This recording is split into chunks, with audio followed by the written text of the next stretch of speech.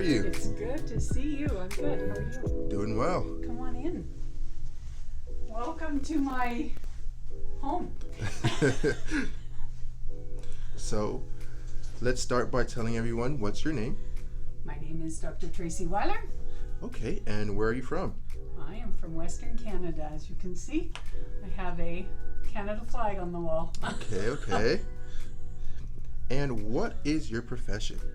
I am an associate professor of human and medical genetics, and I teach medical genetics to our medical students and to our graduate certificate program students.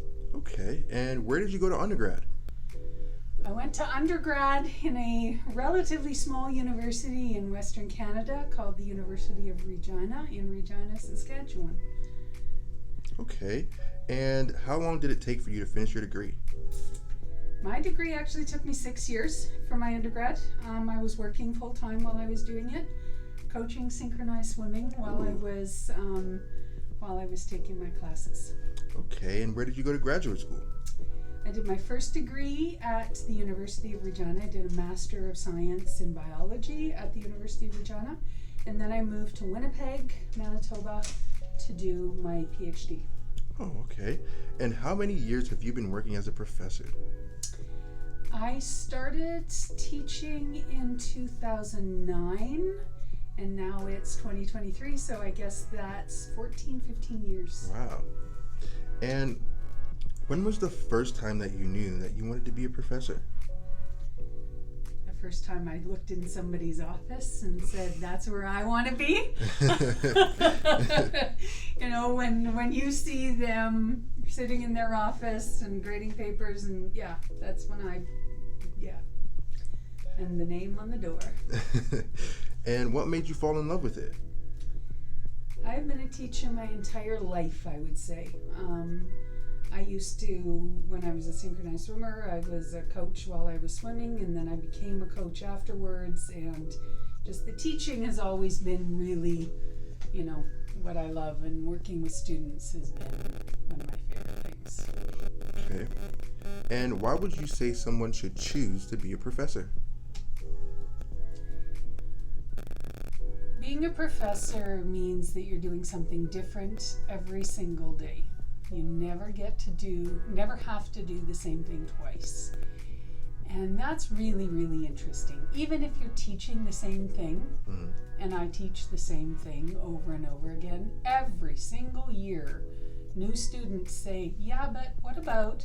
It's like, oh, I didn't realize, I hadn't thought of it that way. You were absolutely right, or whatever, right? There's always something new to learn, and you always get to update your syllabus, your content, and so it's a constant learning experience. Yeah, that sounds like it is. And why would you say that someone should stay away from being a professor?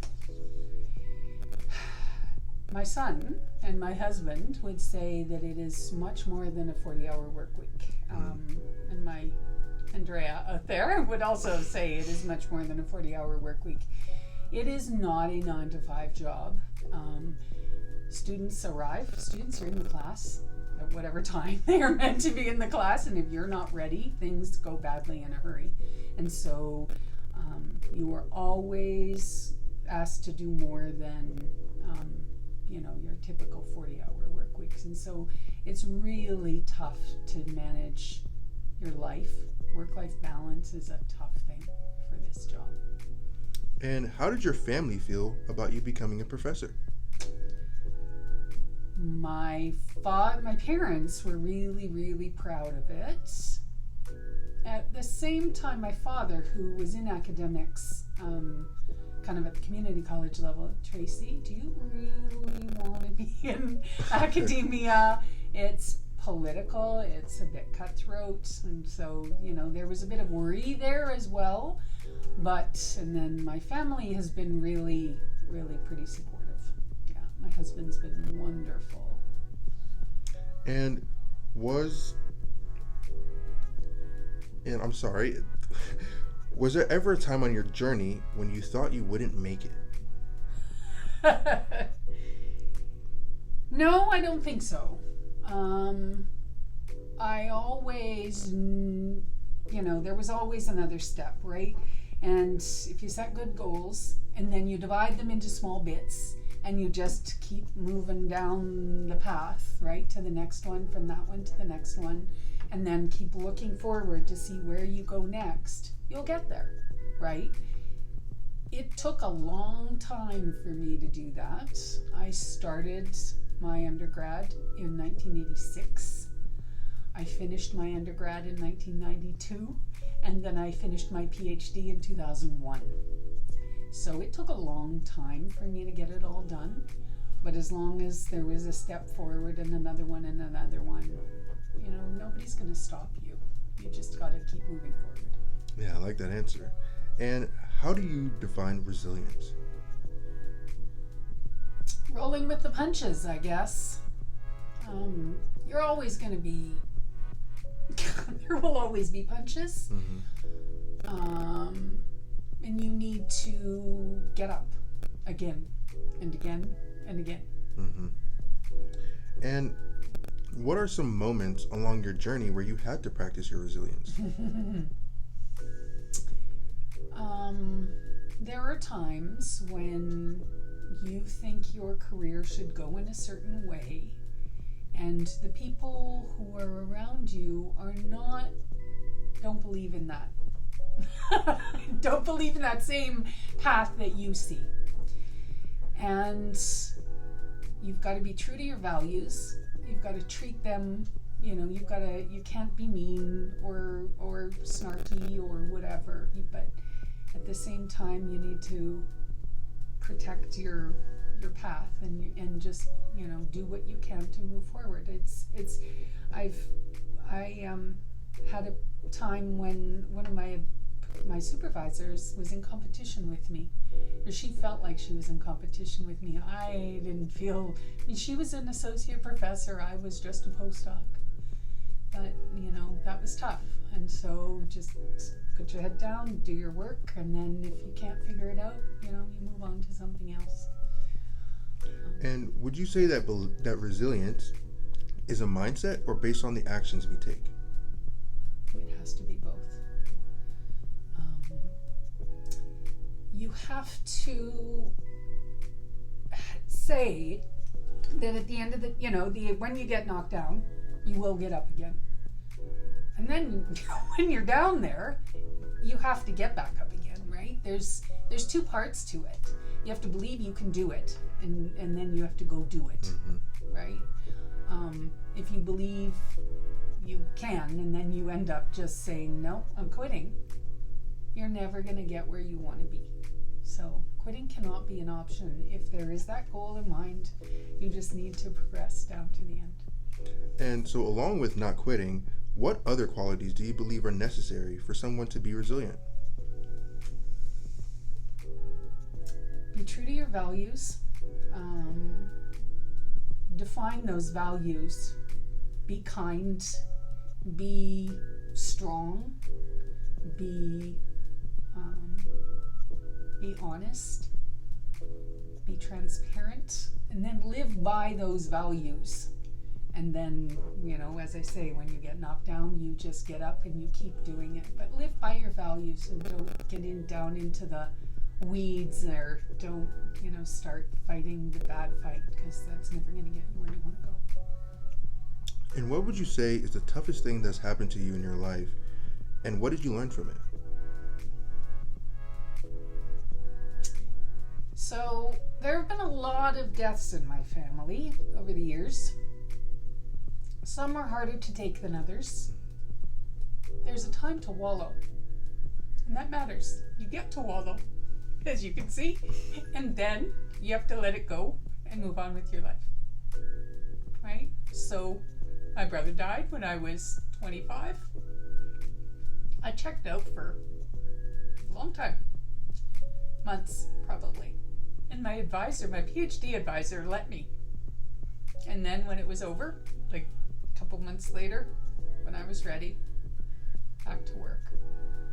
But I was allowed the time to wallow and feel what needed to be felt, and then move on.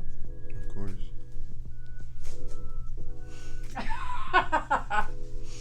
And how would you say you handled disappointment? How do I handle disappointment? I recognize that it's a thing. I figure out if there's something I can do about it. If there's something I can do about it, then I do whatever it is. If not, just move on, right? There's some things that you're not going to be able to do anything about, and stewing over it isn't going to get you anywhere. Mm-hmm. If you can do something about it, figure out what it is that you should do about it, and then do it, and get on with it. This constant fussing and fluttering around it's not very productive, and I try not to get there. Have you ever tried hard to achieve something and come up short? And what did you do? Yeah, when I was in high school, I wanted to be an Olympic athlete. Right, I wanted to be a synchronized swimmer that competed at the Olympics, and I didn't get there. And it was super duper hard. And the question was I ever going to succeed, or was this a dream that it was not going to be realized? And at the time, I chose to do something else. I quit. I didn't open my door, open my eyes and look around and think of other ways I could have gotten there. And in the end, that decision probably brought me to where I am today. So I probably, should have not quit.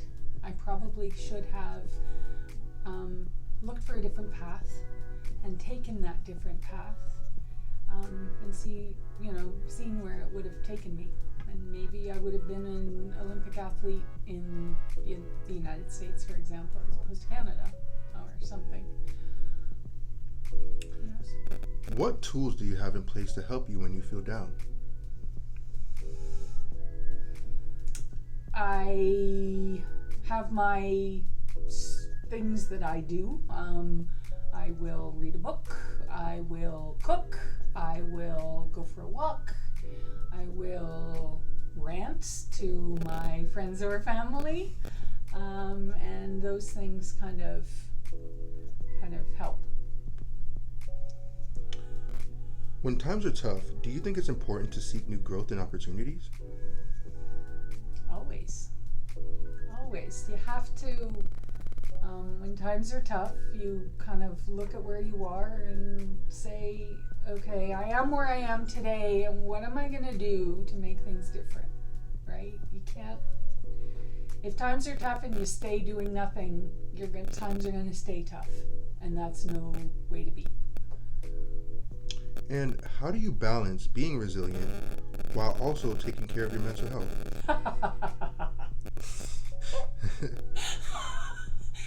That is the biggest challenge, and I'm terrible at it. I guess this job is hard on somebody's mental health, right? Students are challenging, academia is challenging, and mental health has never been a priority when I grew up, right? It needs to be a habit that you develop from your age, right? When you are in high school, when you are in middle school, that you are taking care of not only your physical health, your emotional health, and if you don't, you're going to get into bad habits that cause problems later. I don't know if bad mental health results in poor resilience, or if poor resilience results in bad mental health. Probably it's a cycle.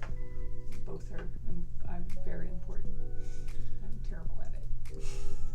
And do you think that professors should play a role in motivating their students? Absolutely. You have got to, as a professor, convey the excitement that you have for your field and connect with those students, and so help them connect with your field. And when your students can connect with your field, then they will become motivated. And when you see a student sitting in a corner or looking down, looking upset or bummed out, reach out. It matters to them. So what would you say has been the least inspiring thing about your career? When I cannot do the job that I need to do for my students, when I have to fight with my administration or with my colleagues, because we've always done it this way, but that's not what's good for the students. That is really uninspiring. And what would you say has been the most inspiring thing about your career? I mean, genetics in itself is always inspiring, but what really is most inspiring is the students. The students seeing today, I had students starting to make genetics jokes, and that is just, my job is done when my students will make genetics nerdy jokes for me. That's just so much fun. Well, thank you so much, Dr. Weiler. This has been a pleasure, and I appreciate your time so much. Thank you. Thank you.